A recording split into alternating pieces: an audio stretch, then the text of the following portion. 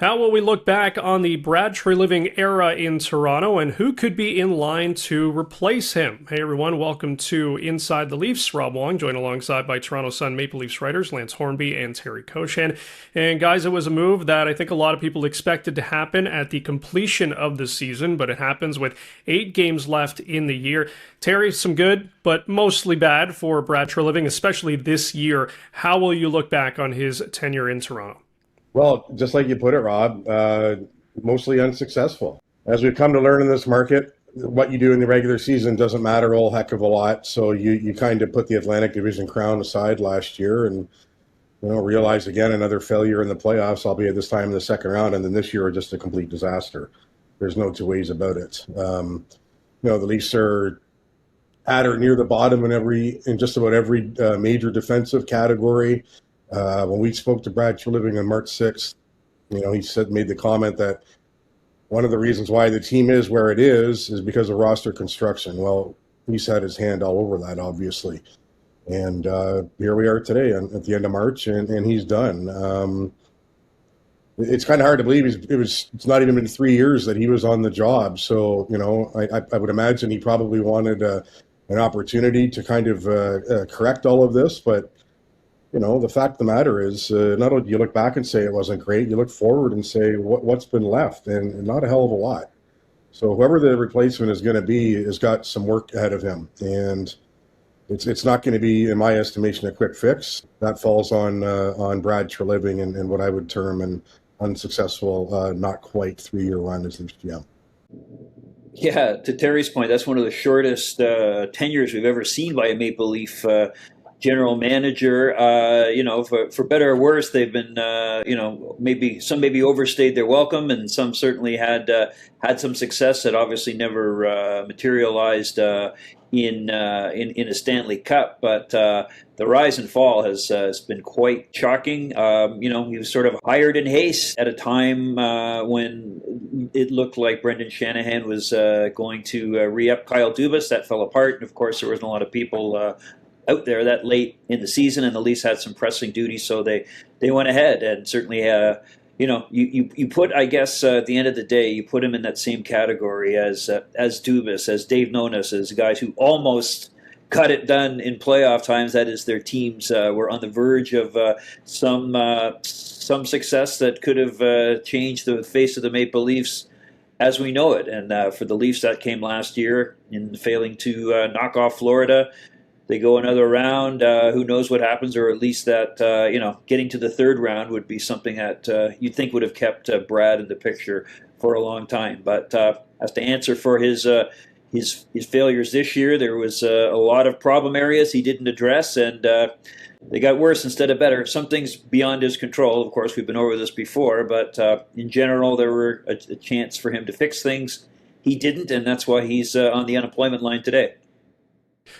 Lance, you wrote about the potential candidates that could be in line to replace Brad Treliving, whether it's the GM role or maybe even in a director of hockey operations role. There's some old-timers, there's some first-timers. We are rapidly approaching the draft and free agency. Who are the names that are of interest to you?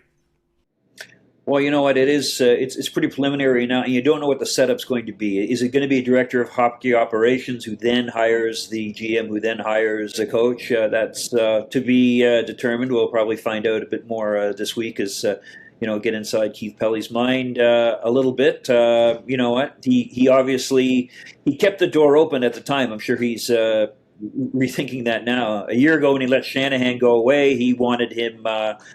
He envisioned Berube taking a bigger role, and Treliving and him all working together. That hasn't worked. It looks like he's going to look for a director of hockey operations. The name on everyone's mind, of course, is our old friend from St. Louis. And you know what? It depends whether he's very happy in his role there. He's passing the GM tag along to Alex Dean. Does he want to get involved in something like this? To me, it strikes a chord with what Cliff Fletcher did, a guy who'd won a Stanley Cup in Calgary and decided he wanted a bigger challenge. And the Maple Leaf job is one that entices a lot of people, even with the pressures coming with it. So there's going to be a lot of moves, maybe behind the scenes around other teams who are also looking for people and want to be proactive in picking someone. But the sexy name suddenly coming out there is Chris Pronger, but there's been other people long in there. Maybe the Leafs overlooked Mark Hunter once. Maybe they go back towards him, and it might be something. There might be a young Kyle Dubas type whiz kid out there who's not getting a lot of publicity right now, who may ultimately wind up getting a look if there's a larger search going on.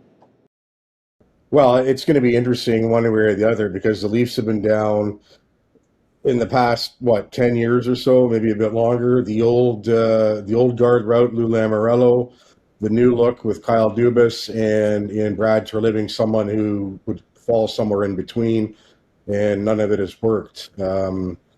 So I'll be curious to see where they go from here. Doug Armstrong is the GM of a St. Louis Blues team that looks like it's going to miss the playoffs for the third time in 4 years. So, what are you getting there? Yeah, they won the Stanley Cup. That's quite a while ago. And if we're judging people like Treliving and Berube on what have you done lately, and it isn't much, well, neither have the Blues in St. Louis with Armstrong at the helm. So we'll have to see. But I guess the one bonus here is, and Lance kind of alluded to it, like there was a bit of a rush to get Treliving in here 3 years ago. And I don't know, even if there wasn't, I wonder how much they would have gone into a deep search anyway. Now there's lots of time to do that. I mean, getting ahead of this 2 weeks before the end of the season, 2.5 weeks, like Keith Pelly has, should help the Maple Leafs. Now is it a case of asking other teams permission to speak to some of their people? We'll have to see. In the case of a guy like Chris Pronger, well, I think the Leafs should interview for sure. That wouldn't be necessary. Is there a promotion of a Brandon Pridham? Does Haley Wickenheiser get a look? I think all of these things should be on the table. But we'll see where it goes. Like I said earlier, though, whoever it's going to be, no one's going to have a magic wand and come in and fix this thing in the year. I'm not one of these people that thinks that it's a quick fix. That's all the Leafs need, because I'm not quite sure how they go about doing it. And I'll be awfully curious to see if this new person, whoever it is happy with the core. And because this core has been the same all the way through, minus Mitch Marner this year, of course.